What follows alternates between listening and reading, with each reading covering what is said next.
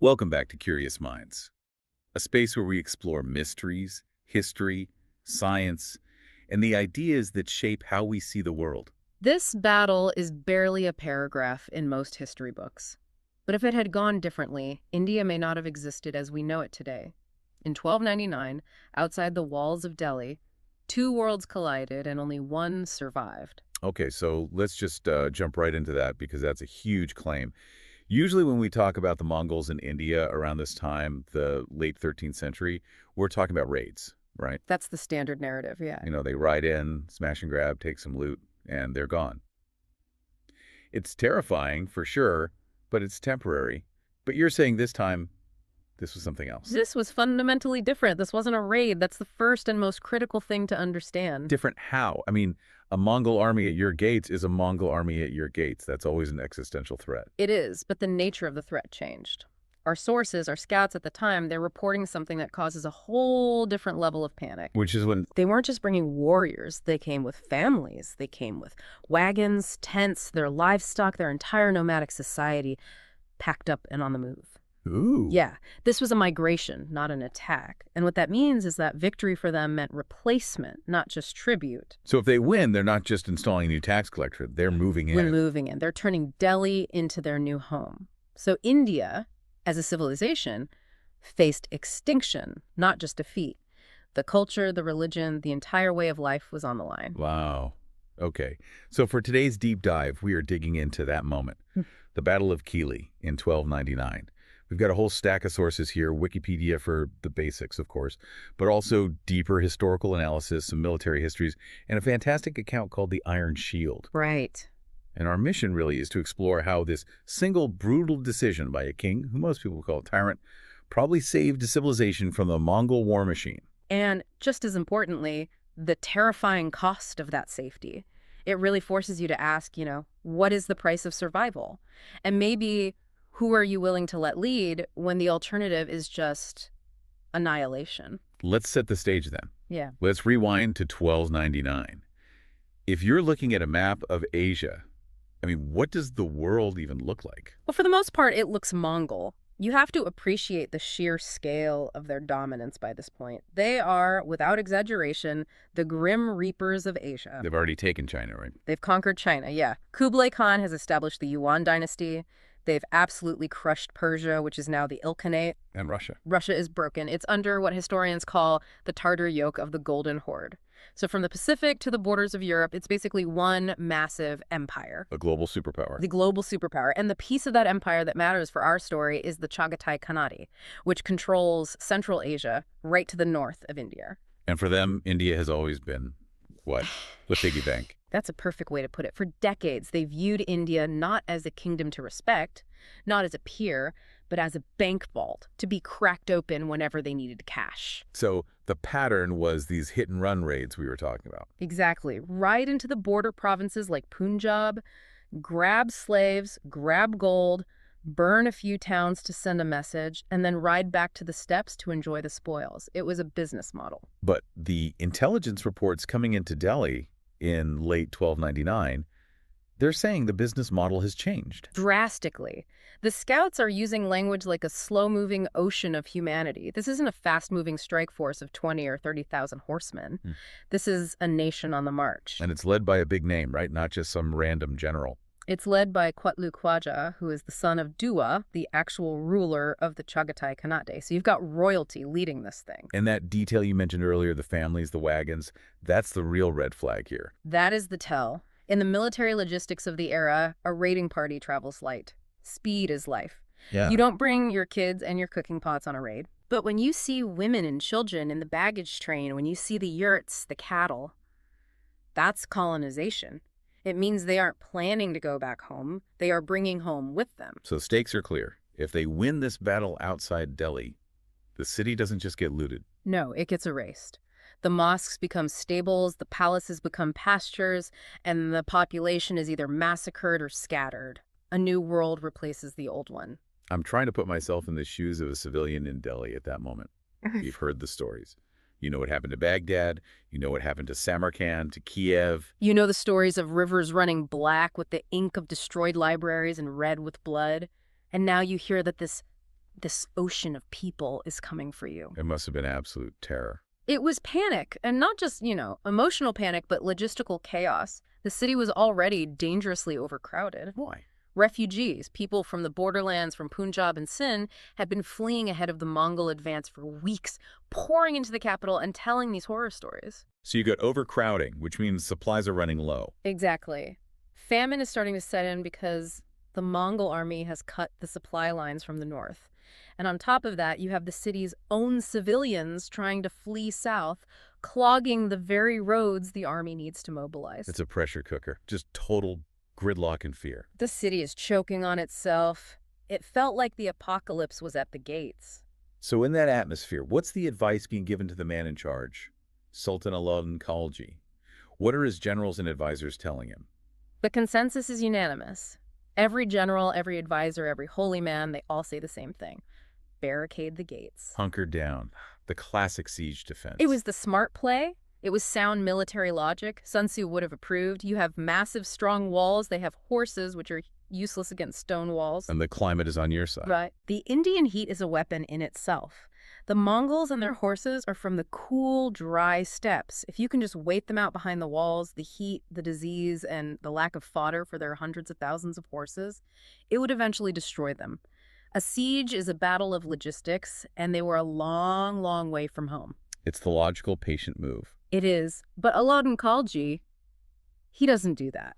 And this is where we really have to get into the psychology of this one man, because this decision makes no sense on paper. Not at all. And to understand it, you have to understand him. He is, well, one of our sources calls him a Shakespearean tragedy soaked in gasoline.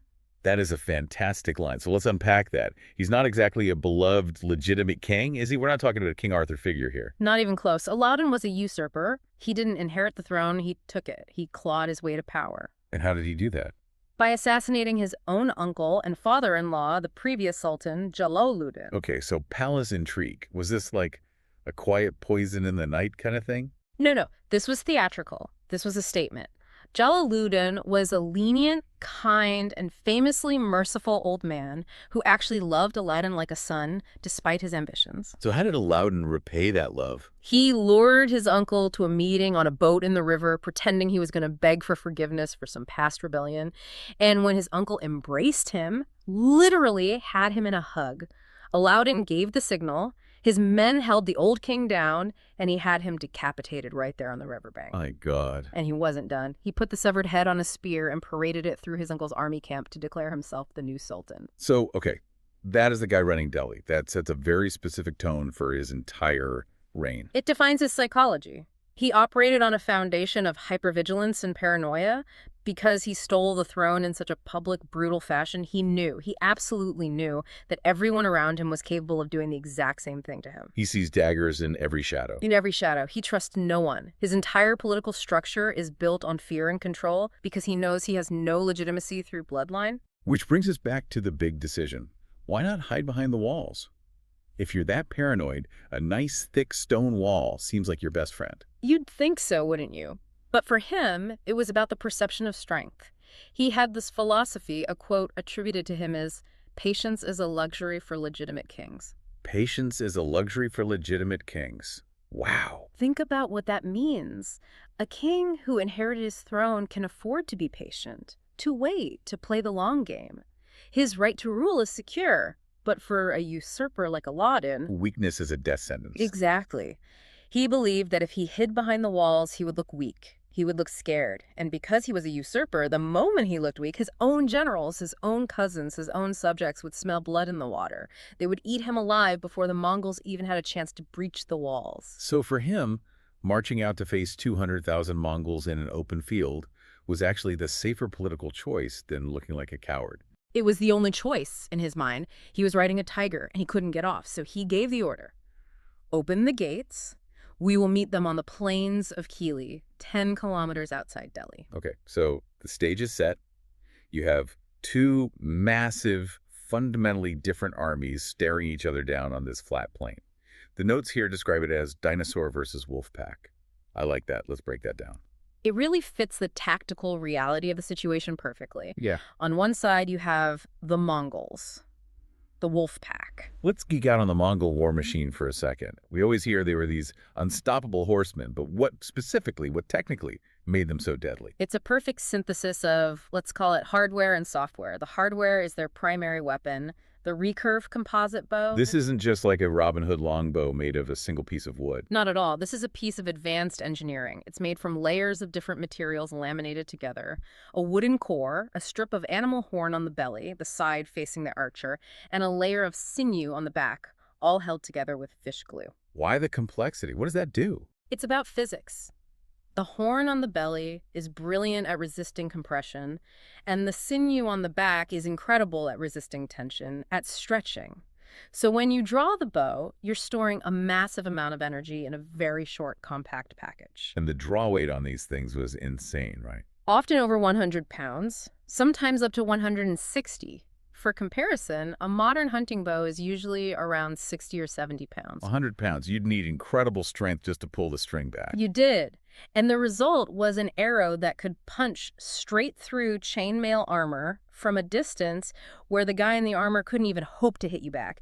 It essentially turned their light cavalry into mobile heavy artillery. And they're firing these things from horseback at a full gallop. At a full gallop. And the unsung hero that makes that possible is the stirrup. It's such a simple piece of tech, but it changes everything. Hello. The stirrup allows a rider to stand up in the saddle, using their legs as shock absorbers. This creates a stable firing platform. They could twist at the waist, aim, and fire with sniper-like precision, all while their horse was thundering across the battlefield. So that's the hardware. What about the software? The tactics. You mentioned the Mangude. The feigned retreat. This was their signature move, their killer app. It's psychologically brilliant. How does it work? They'd engage your front line, and then suddenly they'd pretend to panic. They'd break formation, turn around, and just run away. And the enemy army, seeing this, gets excited. Overexcited. They think, we've got them. They're broken. The invincible Mongols are on the run. So discipline breaks down, and they charge after them in a disorganized mob. Which is exactly what the Mongols want. It's exactly what they want. Once the enemy is strung out, exhausted, and their formations are completely gone, the fleeing Mongols would wheel around on a signal, fresh cavalry waiting on the flanks would close in, and they would just slaughter the disorganized enemy. A perfectly laid trap. And everyone fell for it. The most disciplined European knights, the massive Chinese infantry armies, the Persians, everyone fell for it because in the heat of battle, the instinct to chase a fleeing enemy is almost impossible to resist. Okay, so that's the wolf pack. Fast, fluid, technologically advanced, and psychologically cunning. Now let's talk about the dinosaur, the Delhi Sultanate army. If the Mongols are a rapier, the Delhi army is a sledgehammer. It's heavy, it's static, it's built on discipline and brute force. The numbers and the sources are all over the place. Some say 30,000, some go as high as 300,000. The truth is probably somewhere in between. But the core of the army, the thing that makes it a dinosaur, is their centerpiece unit. The war elephants. The tanks of the medieval world. Literally, you have to think of them not just as animals, but as mobile fortifications. These beasts were armored. They were draped in chainmail, sometimes even plate armor covering their trunks and ears. And they were armed too. Oh yes. Their tusks were often fitted with sharp steel spikes or blades, and some accounts say these were coated in poison. Poison-tipped tusks. That feels like a bit of overkill, but I guess in a war for survival, you use every advantage you can get. It's as much about the psychological impact as the physical. And on top of the elephant, you'd have a howdah, which is basically a wooden fighting tower carrying a crew of archers and javelin throwers. But the real weapon of the elephant, especially against a cavalry-based army like the Mongols, isn't the spikes or the archers. It's biological, right? It's purely biological. It's the fear factor and specifically the smell. The smell. A horse that hasn't been specifically trained around elephants from birth is naturally primally terrified of them. The scent of an elephant registers as a massive unknown predator. A Mongol pony from the steppes has never seen or smelled anything like this gray mountain moving towards it. So the horses just lose their minds. They freak out. They refuse to advance. They rear up. They throw their riders. It completely disrupts a cavalry charge before it even makes contact. You've got speed versus mass, fluid tactics versus a wall of terror. Which brings us to the field of Kili. Let's look at the deployment. How do these two forces line up against each other? Alauddin does something very important. He anchors the center himself. He's not directing from the rear. He's in the thick of it, with his camp at Siri and the banks of the Yamuna River protecting one flank so he can't be easily encircled. He's putting his own body on the line, showing his men he's not asking them to do something he wouldn't do himself. It's a critical leadership move for a usurper. He has to demonstrate courage. He has Nusrat Khan on the left, his brother Ulu Khan in reserve, but the real drama, the character we have to focus on, is on the right flank. Zafar Khan. Zafar Khan. He has this incredible nickname, the Rustam of the age. Which is like calling a modern general Achilles. Rustam is the great hero of Persian mythology. It tells you everything you need to know about this man's reputation. So who was he? He was the commander of the right flank, and he was, by all accounts, the greatest soldier in the Sultanate. And here's where that palace intrigue we talked about earlier, the paranoia of the Sultan, bleeds directly onto the battlefield. Because Zafar Khan is brave, skilled, and popular. Incredibly popular. The soldiers loved him. And for a paranoid usurper like Alauddin, a popular, heroic general is not an asset. He's a threat. There's a massive threat, a potential rival for the throne. If Zafar wins the battle spectacularly, he becomes a hero the people might rally behind. So you have this bizarre, tense dynamic where the Sultan desperately needs Zafar Khan to fight well enough to save the kingdom. But maybe wouldn't be too upset if he didn't come back from the battle. Precisely. It's a deadly political game being played in the middle of a war for survival. Okay, so the armies are arrayed. The battle begins. Talk us through that first contact. It starts the way Mongol battles always start, with arrows. The sky just darkens, thousands upon thousands of arrows from those composite bows raining down on the Delhi front line. The infantry just has to take that. They have to stand there and absorb it. You can just imagine the sound, this constant, terrifying drumming of arrows on shields and armor. Men are falling before they've even swung a sword, but they hold. And then comes the counter. Then comes the counter. The elephants advance. And this is the moment we talked about. The biological weapon gets deployed. And it works. The Mongol horses, these steppe ponies, they panic. They've never smelled anything like these armored behemoths.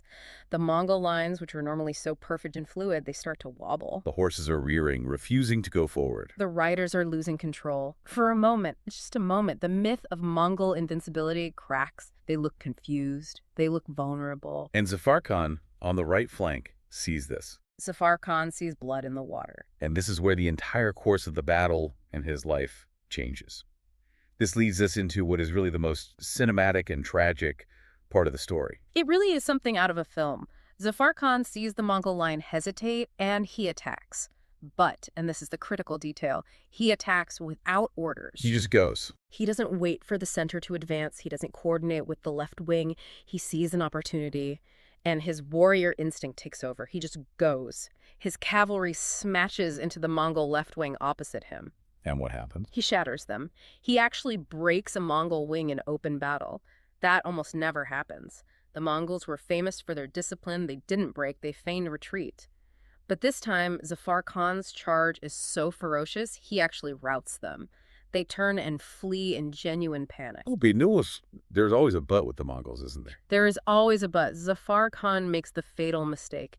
The one mistake you can never make against a Mongol army. He chases them. He chases them. The fleeing Mongol wing might have started as a genuine rout, but quickly turns into the Mangudai.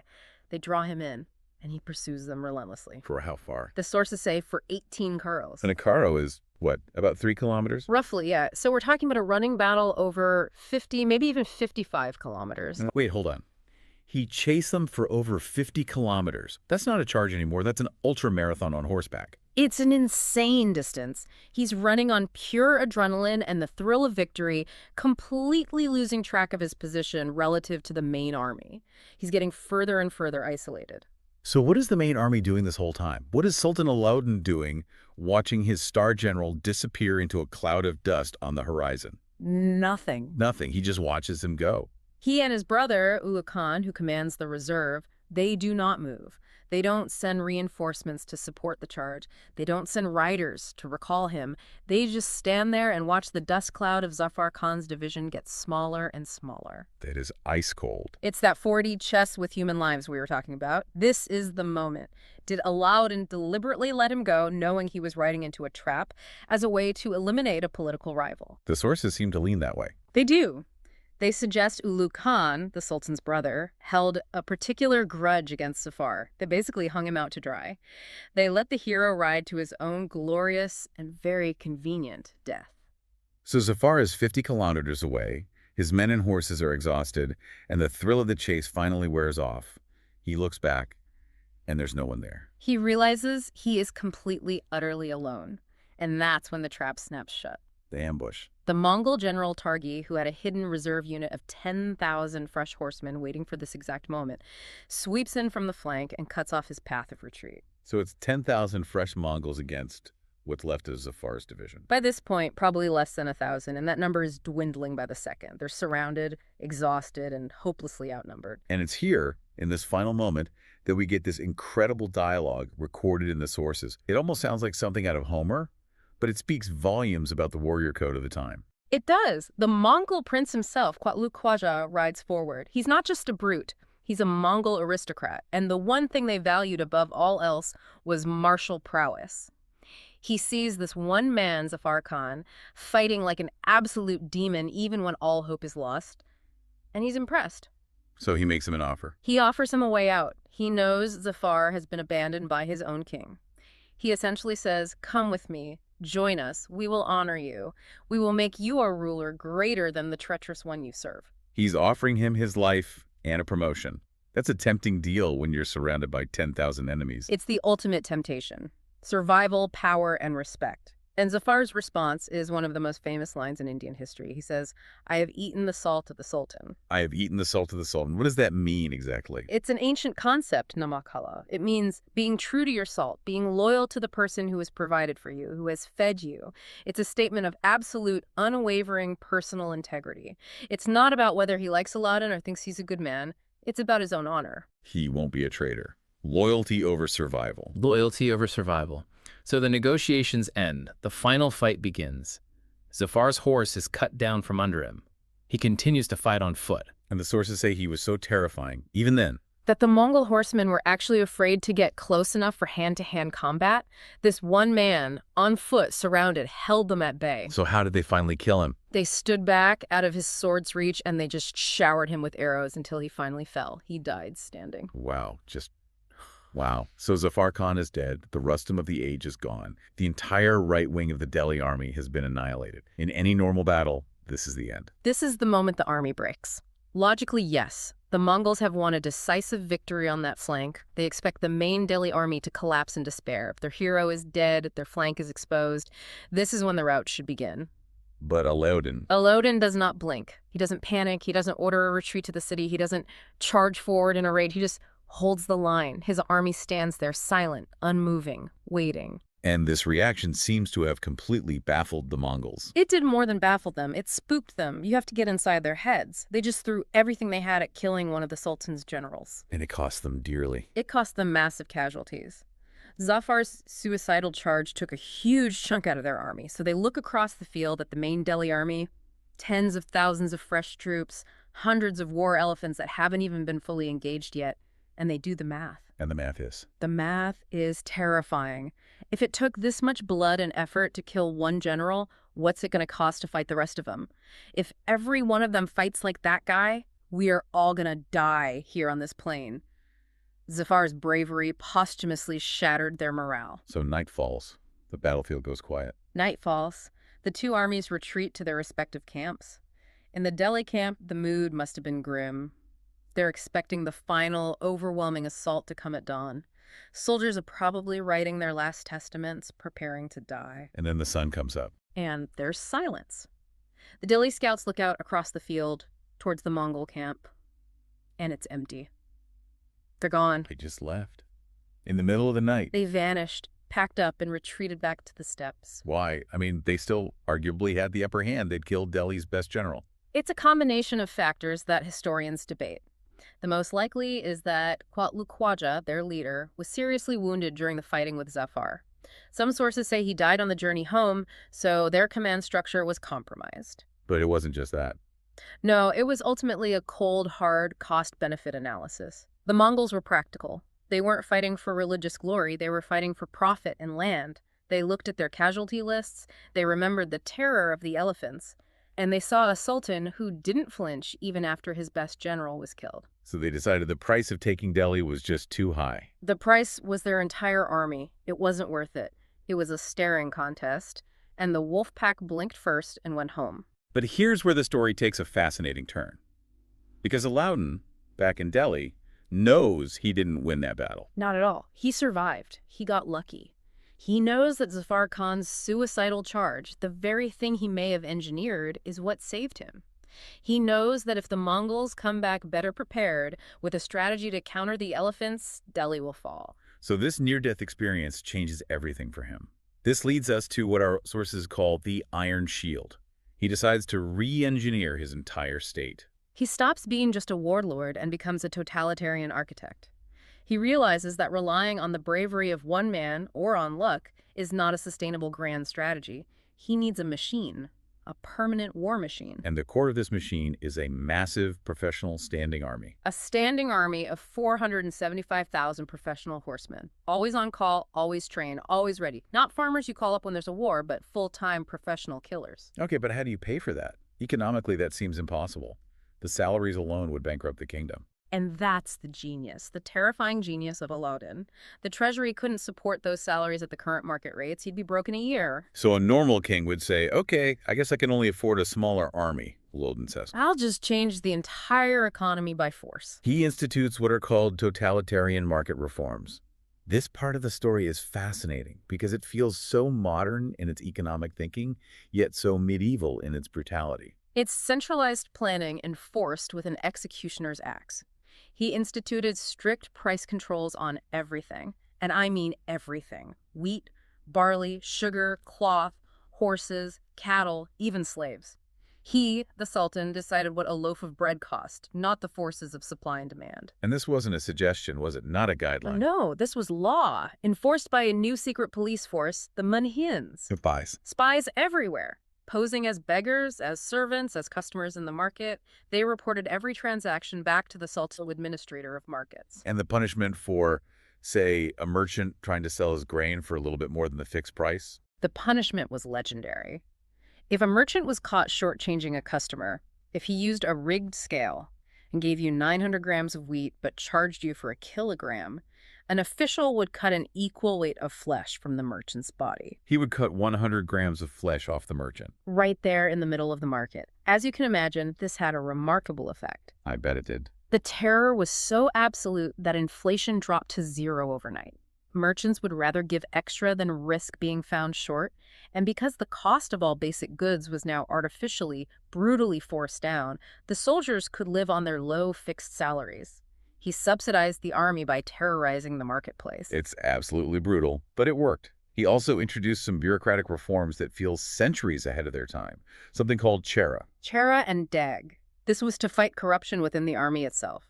Chera literally means face. It was a detailed descriptive role of every single soldier, their height, their complexion, identifying scars, eye color, basically a biometric ID card on paper. Why? To prevent what kind of fraud?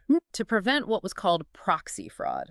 A noble might be required to supply 10 soldiers, so he'd hire 10 strong men for the inspection, get them registered, and then send them home and hire 5 cheap, weak men to actually serve, pocketing the difference in salary.